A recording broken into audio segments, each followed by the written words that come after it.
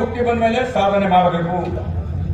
ಯಾರು ನೀವು ಒಳ್ಳೆಯದನ್ನ ಮಾಡಲಿಕ್ಕೆ ಹೋಗದೇ ಇದ್ರೆ ಕೆಟ್ಟದ್ದನ್ನ ಮಾಡಬೇಡಿ. ಕಾಯಕವೇ ಕೈಲಾಸ ಅಂತ ಹೇಳಿ ಬಸವಣ್ಣವ್ರು ಹೇಳಿದ್ರು, ಮೊಹಮ್ಮದ್ ಪೈಗಂಬರ್ ಆಗಿನ ಕಾಲದಲ್ಲಿ ಹೇಳಿದ್ದು, ಪ್ರತಿಯೊಬ್ಬರು ದುಡಿಲೇಬೇಕು.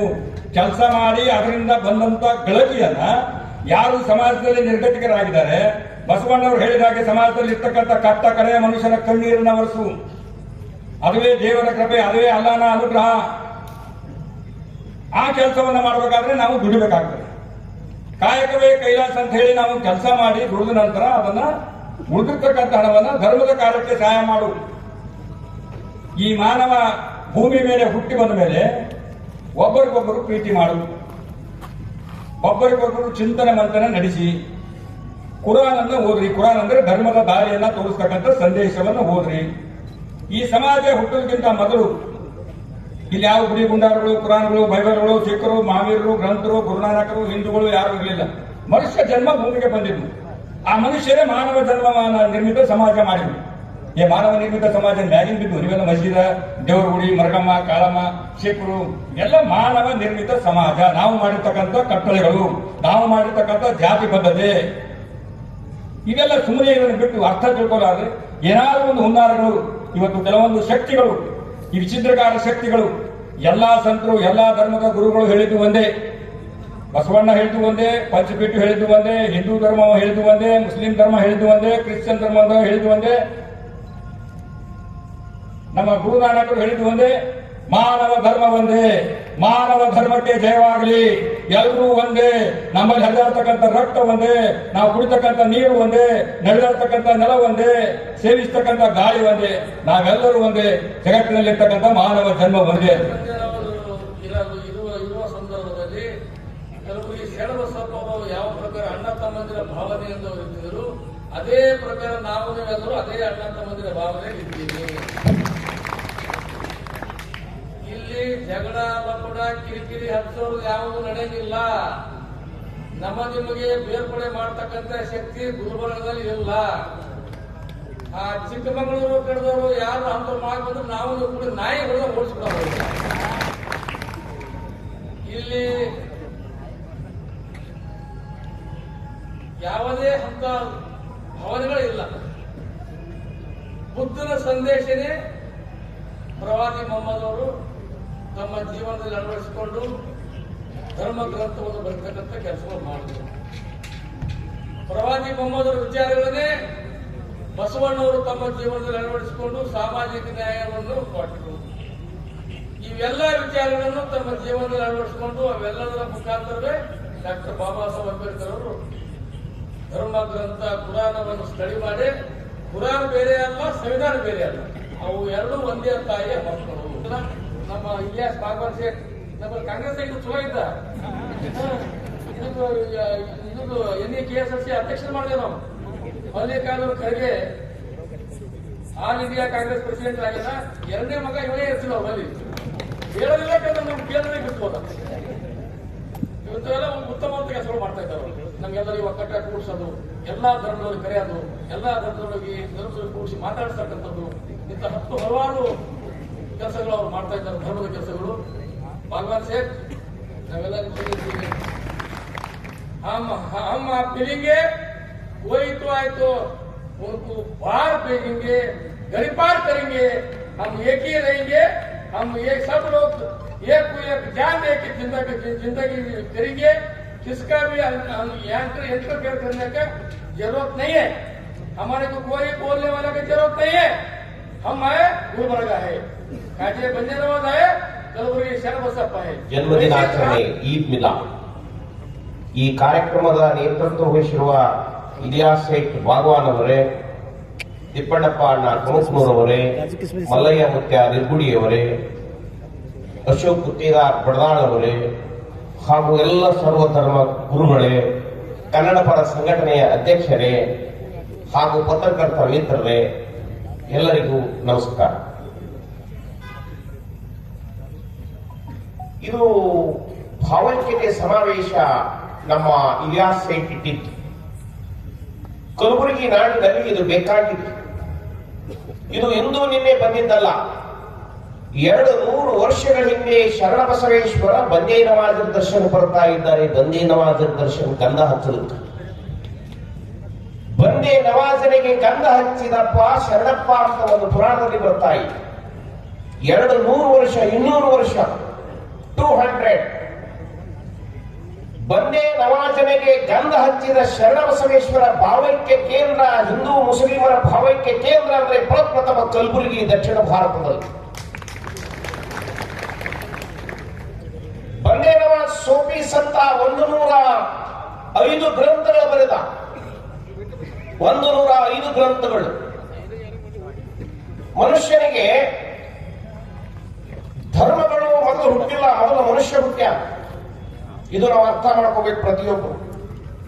ಧರ್ಮಗಳು ಮೊದಲು ಹುಟ್ಟಿಲ್ಲ, ಮೊದಲು ಮನುಷ್ಯ ಹುಟ್ಟ್ಯಾನ. ಮನುಷ್ಯನಿಂದ ಧರ್ಮಗಳು ಹುಟ್ಟ್ಯ. ಸಿಖ್ ಧರ್ಮ ಆಗಲಿ, ಬೌದ್ಧ ಧರ್ಮ ಆಗಲಿ, ಲಿಂಗಾಯತ ಧರ್ಮ ಆಗಲಿ, ವೀರಶೈವ ಧರ್ಮ ಆಗಲಿ, ಕ್ರಿಶ್ಚಿಯನ್ ಧರ್ಮವಾಗಲಿ, ಮುಸಲ್ಮಾನ್ ಧರ್ಮವಾಗಲಿ, 10 ನದಿಗಳು ಹಲವಾರು ಹರಿತಾವ. ಒಂದು ಕೃಷ್ಣಾ ನದಿ ಹರಿತಾ ಇದೆ, ಒಂದು ಘಟಪ್ರಭ ಹರಿತಾ ಇದೆ, ಒಂದು ಮಲಪ್ರಭ ಹರಿತಾ ಇದೆ, ಒಂದು ಭೀಮಾ ನದಿ ಹರಿತಾ ಇದೆ, ಇನ್ನೊಂದು ಕಡೆಗೆ ಗೋದಾವರಿ ಹರಿತಾ ಇದೆ, ಇನ್ನೊಂದು ಕಡೆಗೆ ತುಂಗಭದ್ರಾ ಹರಿತಾ ಇದೆ. ನದಿಗಳು ಹಲವಾರು ಹರಿದರೂ ಕೂಡ ಅವು ಒಂದೆಡೆಗೆ ಸೇರಿ ಸಮುದ್ರದ ಒಡಲನ್ನು ಸೇರ್ತಾ ಇದ್ದಾವೆ, ಸಮುದ್ರದಲ್ಲಿ ಹೋಗಿ ಕೂಡ್ತಾ ಇದ್ದಾವೆ. ಹಾಗೆ ಧರ್ಮಗಳು ಹಲವಾರು ಇದ್ದಿರಬಹುದು. ಧರ್ಮಗಳು ಹಲವಾರು, ಕ್ರಿಶ್ಚಿಯನ್, ಬುದ್ಧ, ಬಸವ, ಮಹಾವೀರ, ನಾನಕ, ಯೇಸು ಕ್ರಿಸ್ತ, ಪೈಗಂಬರ, ಶಂಕರಾಚಾರ್ಯ, ಮೊಹಮ್ಮದ್ ಪೈಗಂಬರ. ಧರ್ಮಗಳು ಹಲವಾರು ಇದ್ದರೂ ಕೂಡ ದೇವರು ಒಬ್ಬನೇ. ದೇವರು ಒಬ್ಬನೇ. ದೇವರು ಒಬ್ಬನೇ. ಅಲ್ಲ ಅಂದರೂ ಇವತ್ತು ಹಿಂದೂ ಮುಸ್ಲಿಂ ಅಂತಕ್ಕಂಥ ಭಾವೈಕ್ಯತೆ ಇಲ್ಲ. ಹಿಂದೂ ರಾಷ್ಟ್ರದೆಲ್ಲರೂ ನಾವೆಲ್ಲರೂ ಹಿಂದೂಗಳೇ. ಹಿಂದೂ ರಾಷ್ಟ್ರದಲ್ಲಿರ್ತಕ್ಕಂಥ ನಾವು ಭಾರತೀಯ ಮಕ್ಕಳು. ಹರಿದಾಡುವ ರಕ್ತವನ್ನೇ, ಉಸಿರಾಡುವ ಗಾಳಿವನ್ನೇ, ಉಳುವ ಅನ್ನವನ್ನೇ, ತೊಡುವ ಬಟ್ಟೆವನ್ನೇ, ತಿರುಗಾಡುವ ಭೂಮಿವನ್ನೇ ನಾವು ಒಬ್ಬರೇ, ನಮಗೊಬ್ಬರೇ ಅಲ್ಲ, ಅವನೇ ಪರಮಾತ್ಮ. ಅವರು ಧರ್ಮಗಳ ಹೊಡ್ಕೋತ ಹೋದ್ರೆ, ಕತ್ರಿ ಹಾಕೋತ್ ಹೋದ್ರೆ, ನಾವು ಧರ್ಮದವ್ರು ಏನ ಮಾಡ್ಬೇಕಂದ್ರೆ ಸೂಜಿ ಆಗಬೇಕು, ಹೊಲ್ಕೋತ್ ಹೋಗ್ಬೇಕು. ಸೂಜಿ ಹಾಕಿ ಹೊಲ್ಕೋತ್ ಹೋಗ್ಬೇಕು. ಈ ಕೆಲಸವನ್ನ ನಮ್ಮ ಇಲಿಯಾಸ್ ಬಾಗವಾನ್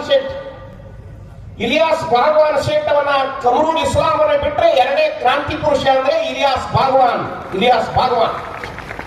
ಕಮರೂಲ್ ಇಸ್ಲಾಂ ಬಿಟ್ರೆ ಎರಡನೇ ವ್ಯಕ್ತಿ ಅಂದ್ರೆ ಕಲಬುರಗಿಯಲ್ಲಿ ಮುಸ್ಲಿಂ ಲೀಡರ್ ಅಂದ್ರೆ ಅದು ಇಲಿಯಾಸ್ ಬಾಗವಾನ್.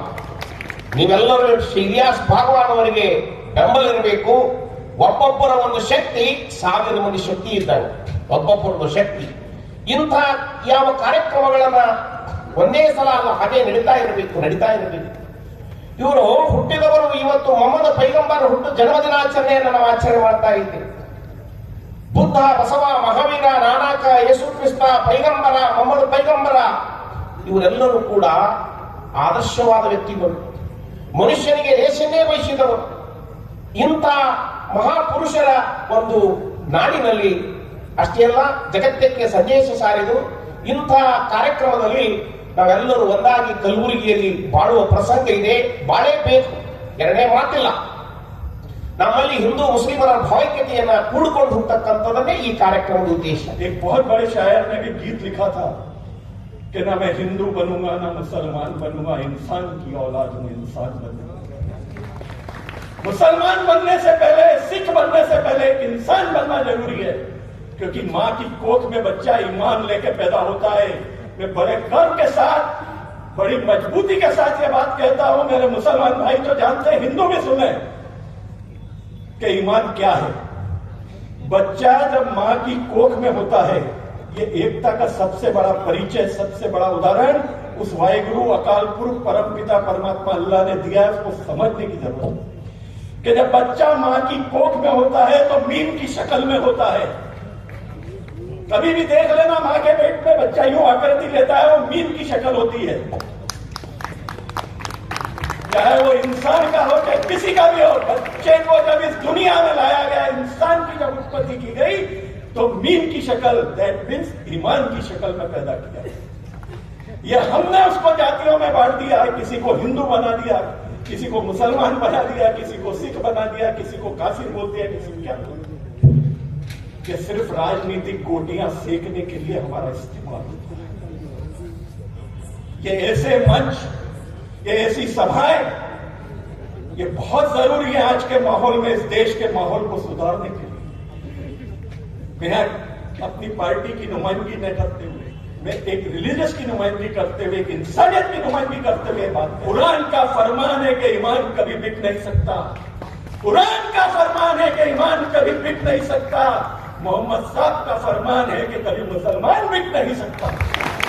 हमारी और देश की है, अनेकता में एकता इस भारत की विशेषता है। जो ये भारत मां जो आज टिकी हुई है, ये 4 पिल्लरों पे है। वो 4 पिल्लर कौन से हैं?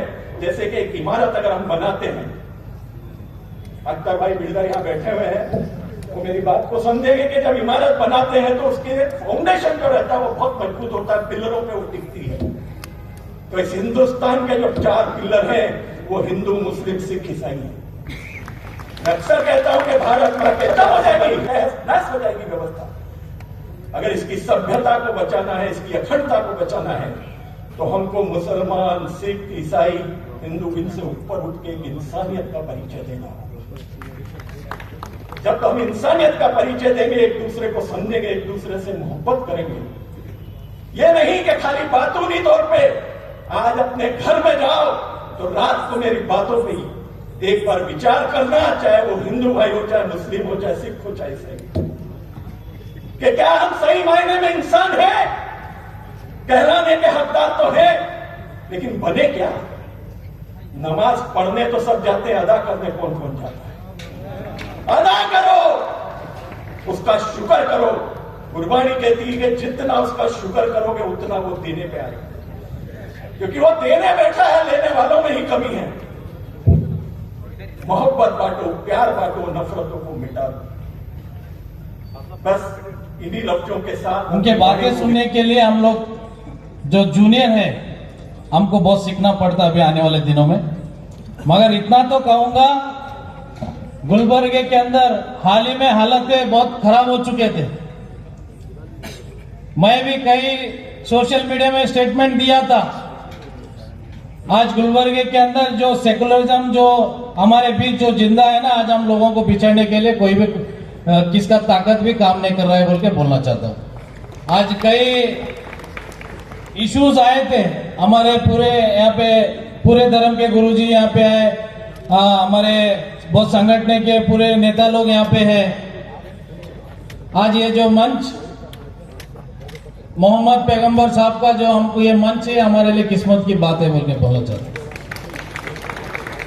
जो आज हिंदू मुसलमान भाई भाई एक है बोल के आज जो साबित हम लोग करने जा रहे हैं, ये बहुत आने वाले दिनों में नौजवानों को मैं बोलना चाहता हूं। जो आज हमारे गुलबर्गे में जो सीनियर जो बुजुर्ग लोग अभी हमारे बीच है, तो आज हम लोग बहुत सेफ्टी है बोल के बोलना चाहता हूं।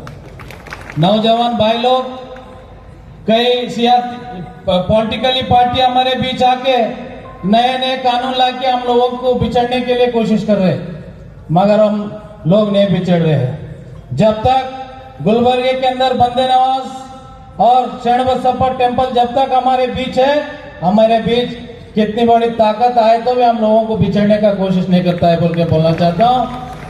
खाजे बंदे नवाज दर्गा, खाजे बंदे नवाज साहब तिरगाड़ंತ ಭೂಮಿ, ಕಡ್ಕೊಂಡು ಮಡವಳಪ್ಪ ತಿರುಗಾಡಂತ ಭೂಮಿ, ಶರಣ ಬಸವಪ್ಪನವರು ತಿರುಗಾಡಂತ ಭೂಮಿ, ಅನೇಕ ಸಾಧು ಸಂತ ಸೂಫಿ ಶರಣರು ತಿರುಗಾಡಂತ ಭೂಮಿ ಒಳಗ ಇತ್ತಿತ್ತಲಾಗಿ ಸಾಮಾಜಿಕ ಅಸಮಾನತೆ ಎಲ್ಲರೂ ಕಾಣ್ತಿರೋದು ನಾವು ನೋಡ್ತಾ ಇದ್ದೀವಿ. ಸಮಾಜದೊಳಗೆ ವಿಷ ಬೀಜ ಬಿತ್ತುವಂತ ಕೆಲವು ಮನಸ್ಸುಗಳು ಮಾಡ್ತಿರೋದನ್ನ ಕಾಣ್ತಾ ಇದ್ದೀವಿ. ಧರ್ಮಗಳ ನಡುವೆ ಕಲಹ ಉಂಟು ಮಾಡುವಂತ ಕೆಲಸ ಕೆಲವು ಜನ ಮತಾಂಧರು ಈ ದೇಶದೊಳಗ ಮಾಡ್ಲಿಕ್ಕಂಥದ್ದು. ಇಲ್ಲಿ ನಾನು ಹೇಳ್ಬೇಕಂದ್ರೆ, ಇಲ್ಲಿ ನಮ್ಮ ಹವಾ ಮಲ್ಲಂಗ ಅಂತ ಒಬ್ಬ ನಡೆದ ಒಬ್ಬ ಶರಣರು ಬಂದದ್ದು. ಎಲ್ಲರೂ भाईचारे के हिसाब से इंडियन कॉन्स्टिट्यूशन बाबा साहब अम्बेडकर सबके लिए लिखा है। ये लोग, कुछ लोग ये हमारा देश है, ये हमारा ये हिंदुस्तान है, कुछ लोग मुसलमान देश बनाने की कोशिश कर रहे हैं। ये हिंदू राष्ट्र हम बनाएंगे, हिंदू राष्ट्र हम बनाएंगे अंदर हिंदू देशद्रोही बात होगा। यही देशद्रोही की स्लोगन है तुम लोगों का, तुम्हें मालूम नहीं है? ये हिंदू राष्ट्र बनाएंगे नहीं है, किसी के बाप का देश नहीं है। यहाँ मुसलमान है, यहाँ बुद्धिस्ट है, यहाँ सूफी है, यहाँ शैन है, यहाँ हिंदू है, यहाँ सिख है, सब लोगों का ये देश है। हम यही रहेंगे। हमारा देश ये जो रक्षा करने के लिए यहाँ सब साधु संत लोग हैं और ये अपना निर्गुण मल्ल से स्वामी जी लोग हैं, ये गौड़ पुरुष लोग हैं। यडूरी सिद्धलिंग इदे ಹೇಳಿದ್ರಿ, ಎಲ್ಲಲಿಂಗ ಮಹಾರಾಜ ಇದೇ ಹೇಳಿದ್ರ, ಬಸವಣ್ಣ ಇದೇ ಹೇಳಿದ್ರ, ಮೆಸೇಜ್ ಕೊಟ್ಟದ. ಅಣ್ಣ ಬಸವಣ್ಣನ ಬಗ್ಗೆ ಬರೆದಿದ್ದೇವೆ. ಬಸವ ಬಸವ ಎದ್ದಾಗ ಕೂಡ ಬಸವ ಬಸವ, ಕುಂತಾಗ ಕೂಡ ಬಸವ ಬಸವ, ಅದೇ ಬಸವ ಬಸವ ಅಂತ ಹೇಳೋ ಜಾತಿಯಂತ ಮಾಡೋಕೆ ಇದು ಸಮಾಜವನ್ನು ಶೋಷಣೆ ಮಾಡಲಿಕ್ಕೆ ಇರೋದು. ಇದು ನಿಲ್ಬೇಕಲ್ಲ, ಇದು ನಿಲ್ಬೇಕಲ್ಲ. ಇದ್ರೊಳಗ ನಿಲ್ಸುವಂತ ಕೆಲಸ ಮಾಡ್ಬೇಕಲ್ಲ. ಅನ್ಯಾಯವಾಗಿ ವಾದಂತ ಜನಗಳು ನಾವೇ ಹೇಳಕತ್ತೀವಿ, ನಮ್ಗೆ ಅನ್ಯಾಯ ಆಗಬೇಕಂತ ರಕ್ಷಣೆ ಮಾಡೋದು ಹೇಳಕ್ಕೆ. ಅದಕ್ಕಾಗಿ ಇಂಥ ಒಂದು ಕಾರ್ಯಕ್ರಮ ಬಹಳ ಅದ್ಭುತವಾದ ಕಾರ್ಯಕ್ರಮ ಇಲಿಯಾಸ್ ಭಾಗವತ್ ಸರ್ ಮಾಡಿದ್ರು. ಆತ್ಮೀಯರೇ, ಇಲಿಯಾಸ್ ಎಟ್ ಭಾಗವತ್ ಪ್ರವಾದಿ ಮೊಹಮ್ಮದ್ ಅವರ ಸಂದೇಶ ನಮ್ಮ ಜೀವನದಲ್ಲಿ ಹೇಗೆ ನಾವು ಅಳವಡಿಸಬೇಕು, ಇದರ ಬಗ್ಗೆ ಬಹಳ ಗಂಭೀರ ಚಿಂತನೆ ಅವರು ಮಾಡಿದ್ದಾರೆ. ನೋಡಿ, ಅವರು ನಮ್ಮೆಲ್ಲರನ್ನು ಕರೆದಿದ್ದಾರೆ. ಎಲ್ಲರಿಗೆ ಅವರು ಬರಮಾಡ್ತಾ ಅವರಿಗೆ ಸ್ವಾಗತ ಮಾಡ್ತಾರೆ, ಅವರಿಗೆ ಅಲ್ಲಿ ಕೂತ್ಕೊಳ್ಳಲು ವ್ಯವಸ್ಥೆ ಮಾಡ್ತಾರೆ, ಎಲ್ಲರನ್ನು ನೋಡ್ತಾರೆ, ಯಾರು ಎಲ್ಲಿ, ಅವರಿಗೆ ಬಹಳ ಪ್ರೀತಿಯಿಂದ ಬರಮಾಡಿ ಎಲ್ಲ ಅವರು ಒಂದು ಸಿಗ್ನಲ್ ಕೊಡ್ತಾರೆ. ನೋಡಿ, ಅವರ ಒಂದು ಯೋಚನೆ ಏನಿರಬಹುದು, ಅವರ ಒಂದು ಪರಿಶ್ರಮ ಏನಿರಬಹುದು. ನಾನು ಸ್ವಲ್ಪ ಯೋಚನೆ ಮಾಡಿದೆ. ನಮಾಜ್ ಆದ ಮೇಲೆ ಎಲ್ಲರೂ ಬಂದಿದ್ದಾರೆ. ನೋಡಿ, ನನಗೆ ಸ್ವಲ್ಪ ಈಗ ನಮಾಜ್ ಆಯಿತು, ಮಂದಿ ಬರಲಿಲ್ಲ, ಇನ್ನೂ ಕುರ್ಚಿಗಳಿವೆ, ಕೆಲವರೇ ಇದ್ದಾರೆ, ಗುರುಗಳು ಎಲ್ಲರೂ ಬಂದಿದ್ದಾರೆ. ಅವಾಗ ನಮಾಜ್ ಆಯಿತು, ಎಲ್ಲರೂ ಬಂದರು. ನೋಡಿ, ಅಂದ್ರೆ ಆ ಒಂದು ನಮಾಜ್ ಶಕ್ತಿ ನೋಡಿ, ಅದು ಕೇಳಿ, ಈ ನಮಾಜಿನ ಶಕ್ತಿ ಕೇಳಿ ಅವರೆಲ್ಲರೂ ನೀವೆಲ್ಲರೂ ಬಂದಿದ್ದೀರಿ. ಯಾಕೆಂದ್ರೆ ಇದು ನಮ್ಮ ಭಾವೈಕ್ಯತೆ, ಇದೇ ನಮ್ಮ ಭ್ರಾತೃತ್ವ, ಇದೇ ನಮ್ಮ ಸಹೋದರತೆ. ಆದರೆ ಇವಾಗ ಹನುಮಂತ್ ಯಲಸಂಗಿಕರ್ ಅವರು ಎಷ್ಟು ಚಂದವಾದ ನಮಗೆ ಸಂದೇಶ ಕೊಟ್ಟಿದ್ದಾರೆ. ಗುರುಮೀತ್ ಸಿಂಗ್ ಸಲೋಜರ್ ಅವರು ಕೊಟ್ಟಿದ್ದಾರೆ, ನಮ್ಮ ಸುಲಭರ್ ಮಹಾಶಿವಾಚಾರ್ಯ ಅವರು ಕೊಟ್ಟಿದ್ದಾರೆ, ತಿಪ್ಪಣ್ಣಪ್ಪ ಕಮಕನೂರು ಕೊಟ್ಟಿದ್ದಾರೆ. ಹೀಗೆ ಬೇರೆ ಬೇರೆ ಅವರು ಮಾತಾಡಿ ಒಂದೇ ಸಂದೇಶ ನಮ್ಮ ಶರಣ್ ಮೋದಿ ಅವರು ಕೊಟ್ಟಿದ್ದಾರೆ. ಅಂದ್ರೆ ಈ ಸಂದೇಶ ಇಷ್ಟೇ, ನಾವೆಲ್ಲರೂ ಪ್ರೀತಿಯಿಂದ ಬದುಕಬೇಕು, ಬಾಳಬೇಕು. ನಮ್ಮಲ್ಲಿ ದ್ವೇಷ ಇರಬಾರದು, ನಮ್ಮಲ್ಲಿ ಶತ್ರುತ್ವ ಇರಬಾರದು, ನಮ್ಮಲ್ಲಿ ದುಶ್ಮನಿ ಇರಬಾರದು. ಆದ್ದರಿಂದ ಇದು ನಮ್ಮ ಮನಸ್ಸಲ್ಲಿರಬೇಕು. मैं शहर गुलबर्गा में हजरत ख्वाजा बंदे नवाज के काशान अक़दस रहमतुल्लाह अलैह से अगर बात कर रहा हूं तो इसका मतलब यह है कि अगर भारत और हिंदुस्तान को लोगों ने सवारा है आर्ट से, कल्चर से, कंस्ट्रक्शन से, किलों से, गुंबदों से, कुतुब मीनारों से, पेंटिंग से, सजावट अगर सजाई गई है मुख्तलिफ तस्वीर से और मुख्तलिफ ढंग से, तो वह इस भारत का मुसलमान है जिसने इस मुल्क को सजाया है अपने पेशानी के सजदों से। इस मिट्टी से हमारा ताल्लुक इतना है कि अगर नमाज के लिए वजू बनानी पड़े और पानी न मिले तो खुदा की कसम हम भारत की मिट्टी से तयम्मुम कर लिया करते हैं। और तयम्मुम उसी मिट्टी से की जाती है जिसे पवित्र समझा जाता है। पवित्र बनने के लिए अपवित्रता का प्रयोग नहीं होता, पवित्रता के लिए पवित्रता की चीजों की आवश्यकता है। ये मिट्टी ये पवित्र है। हमारे दाहिनी तरफ से लेकर बाईं तरफ तक ऐसे खूबसूरत मनाजिर, अहले गुलबर्गा में तुम्हें सलाम करूं कि तुमने दिलों को जोड़ लिया, आपने दिलों को जोड़ा है। जब हमारा एक भाई माथे पे टीका लगाकर एक चर्च की रिप्रेजेंटेटिव करते हुए दलित समाज और अंबेडकर के धड़कते हुए दिलों की तर्जुमानी करता हुआ मुख्तलिफ मंदिरों के मठ के स्वामी, ये देश सूफी और संतों का है, ये देश महापुरुषों का है, ये देश नेक लोगों का है, अच्छे लोगों का है। और याद रखिएगा, इस देश को चलाने के लिए और इस देश के संविधान की रक्षा करने के लिए गांधी के हजारों लोग आपको मिलेंगे, गोडसे के लिए कोई जगह नहीं है। जिस महात्मा गांधी ने भारत की आजादी के लिए सब कुछ त्याग किया था, इस देश का एक नमक हराम उसी को गोली मारकर खत्म कर देता है। पूरी दुनिया में इससे ज्यादा शर्म की बात नहीं होगी। लेकिन मेरी कौम के लोगों, भारत के जियालों और मुसलमानों, मैं तुम्हें साफ साफ बताना चाहता हूं, आज मैं आपको सहलाने और आपकी तारीफ करने के लिए नहीं मैं आपको पैगाम देना चाहता हूं, और वो पैगाम ये है कि आप अपनी रिस्पॉन्सिबिलिटी को समझो, आप अपनी जिम्मेदारियों को समझो। आप ताली और गाली के दरमियान, मजम्मत और मरम्मत के दरमियान इंसान नहीं हो। आपकी जिम्मेदारियां बहुत ऊंची है। आपकी जिम्मेदारियां ये नहीं है कि सरकार को खुश करना है, डिपार्टमेंट को खुश करना है, किसी और को खुश करना है। मुसलमानों, तुम्हारे हर एक काम का मकसद ये है कि तुम अपने पैदा करने वाले मालिक अल्लाह को खुश करने के लिए तरफ हो। अगर तुम्हारी नजरों में अपने रब को खुश करने का मिजाज नहीं है तो माफ करना, अगर तुम किसी लीडर को खुश करना चाहते हो, तुमने अपनी जिंदगी को बर्बाद कर दिया, तो इसलिए सेवा करो कि तुम्हें पैदा करने वाला रब तुमसे खुश हो जाए। हज़रत मोहम्मद रसूलुल्लाह सल्लल्लाहु अलैहि वसल्लम के चाहने वाले लोगों, मुख्तलिफ मसलक, मुख्तलिफ मशरब, मुख्तलिफ ज़बान, मुख्तलिफ अंदाज, शरीयत के मुख्तलिफ फिक़ही जुज़इयात पर अमल करने वाले तमाम तबकात से मैं पूछना चाहता हूं कि यह मुल्क आपको आवाज दे रहा है।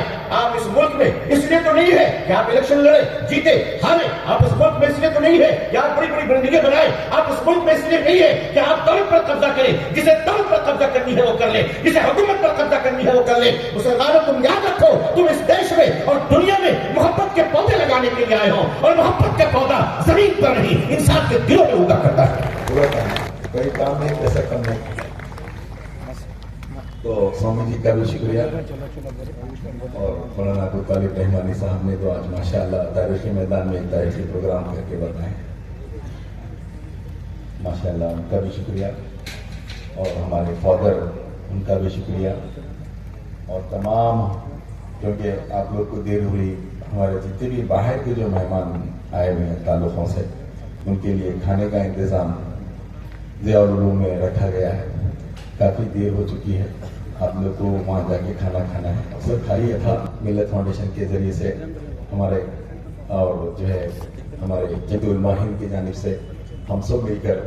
और देखिए, खास बात एक बताना चाहता हूँ कि हमारे इकबाल अहमद सैयदी साहब जो बिल्कुल फंक्शनों में आजकल ज़रा तबीयत की वजह से नहीं आ रहे हैं, लेकिन इस फंक्शन में उन्होंने आके उनका कोई चार रौनक पर खुशी, मैं सैयदी साहब को भी बहुत बहुत शुक्रिया करता हूँ। और तमाम सज्जादगान, अली बाबा भी आके गए अभी, और हमारे निज़ाम बाबा भी यहाँ अभी चले गए, शायद निज़ाम बाबा भी, और पूरे हमारे वाहद बाबा, देखिए इनकी तबीयत भी ठीक नहीं थी, लेकिन वाहद बाबा भी आए हैं, इनका भी शुक्रिया अदा करता हूँ। और हमारे अजगर साहब सिंदुल साहब का भी, और हमारे गुरमीत सिंह सबरदा साहब का भी, वाड़ी के हमारे सज्जादे साहब खास हैदराबाद से जो है ये प्रोग्राम के लिए यहाँ पे आए हैं, यहाँ साहब का भी बहुत बहुत शुक्रिया। और हमारे एक्स मेयर अहमद साहब भी बैठे हैं, अहमद बेरी, उनका भी बहुत बहुत शुक्रिया। और हमारे मलखेड़ के जो सज्जादे हैं साहब मुस्तफ़ा बाबा, आपका भी बहुत बहुत शुक्रिया। और हमारे अख्तर भाई हैदराबाद से तशरीफ लाए हैं, आपका भी बहुत बहुत शुक्रिया। और बाबा खान साहब का भी बहुत बहुत शुक्रिया। और काफ़ी लोग यहाँ पे हैं जो काफ़ी हैं, सब लोगों का बहुत बहुत शुक्रिया। मैं गुस्से में बोल रहा हूँ, सबको बहुत बहुत शुक्रिया। किसी का नाम नहीं लिया था, माफी चाहता हूँ। हमारे हिंदू मुस्लिम के झगड़े से देश हमारा कहीं बदनाम न हो जाए दुनिया के अंदर, क्योंकि हमारे देश सारी दुनिया में मशहूर है अमन व अमान के लिए, एकजहती के लिए। शायद दुनिया के अंदर ऐसा कोई देश होगा जो इस देश के अंदर हजारों जबान बोलने वाले हैं और हजारों खुदाओं को मानने वाले हैं, हजारों मजहब को मानने वाले हैं, लेकिन फिर भी हम एक हैं। तो ये हमारे देश को हमको बचाना है, हमको बचाने वाला अल्लाह है, कोई बड़ी बात नहीं। हमको इस देश को बचाना है, इसको देश को बचाने की फिक्र करना है। लेकिन चंद मुंतशिर करते लोग, लेकिन इंशाल्लाह कुछ नहीं होगा। अब मौलाना अबू तालिब रहमानी साहब फिर दोबारा बहुत जल्द बुलाएंगे इंशाल्लाह उनको। अभी फिर मौलाना समीउल उलमा सज्जद नदवी साहब भी नवंबर में आ रहे हैं, इसी तरह का भी प्रोग्राम होगा। ऐसे प्रोग्राम होते रहेंगे इंशाल्लाह। एक ना एक दिन ये पूरा कचरा साफ हो जाएगा, ये पूरी गंदगी साफ हो जाएगी। हिंदुस्तान 5-7 देश था, 5-7 देश रहेगा इंशाल्लाह। ऐसे बड़े बड़े उलमा हैं, ऐसे बड़े बड़े स्वामी लोग हैं, ये लोगों के होते हुए हमको डरने की कोई बात नहीं। वो लोग अपनी सियासत के लिए कर रहे हैं, और थोड़े दिन की सेक्युलरिज्म ही रहेगा देश के अंदर। बस इतना कहते हुए मेरी बात खत्म करता हूँ। सब लोगों का बहुत बहुत शुक्रिया, जज़ाकल्लाह।